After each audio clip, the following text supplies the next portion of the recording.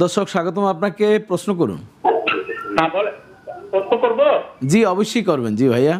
জি মানে প্রশ্ন হলো একটা মানে একটা ফ্যামিলিক্যাল ব্যাপার, ইসলামিক আর কি, পারিবারিক ব্যাপারে কিছু একটা প্রশ্ন করব। এটা হলো অবশ্যই। ওরা 5 ভাই, বুঝছেন? জি।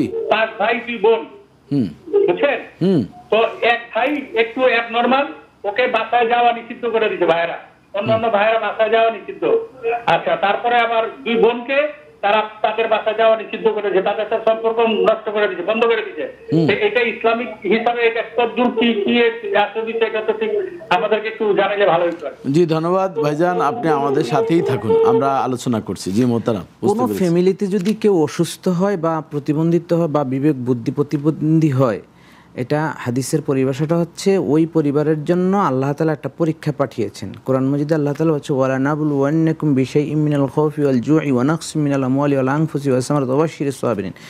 এই পরীক্ষাটায় কারা পাশ করছে আল্লাহ একটু ভেরিফাই করবেন যে এই পরীক্ষাটায় কে পাশ করছে। ইচ্ছা করলে আরও 2 ভাইকে কিন্তু আল্লাহ তাআলা এরকম বুদ্ধি প্রতিবন্ধী করতে পারতেন, আরও অসুস্থতা দিতে পারতেন, আরও বোনদেরকে দিতে পারতেন। আল্লাহ তাআলা একজনকে অসুস্থ করে বাকি 5 জনের পরীক্ষা নিচ্ছেন, এই পরীক্ষায় তারা কতটুকুন সফলকাম হইল।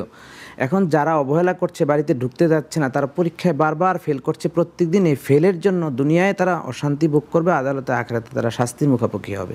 এই জন্য তাদেরকে খুবই সতর্ক থাকতে হবে।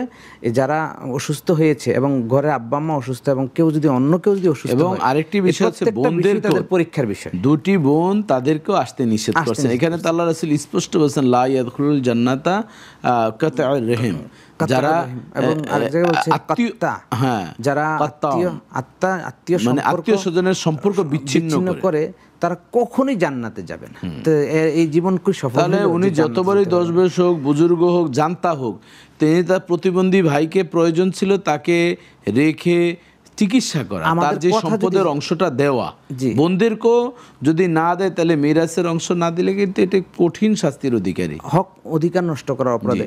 আমাদের কথা যদি ওই ভাইদের কানে যায়, আমাদের কাছে অনুরোধ করব যে আপনারা দ্রুত এই অবস্থা থেকে ফিরে আসেন, আল্লাহর কাছে তওবা করেন এবং আপনাদের ভাই বোনদেরকে তাদের ন্যায্য অধিকার বুঝিয়ে দেন। এবং আমরা আরেকটু বলতে পারি, এখন যেহেতু আমাদের বৈষম্য বিরোধী ছাত্ররা বেশ অ্যাক্টিভ, তাদের কথাও গ্রহণযোগ্যতা আছে, এখন পর্যন্ত তারা ভালো আছে।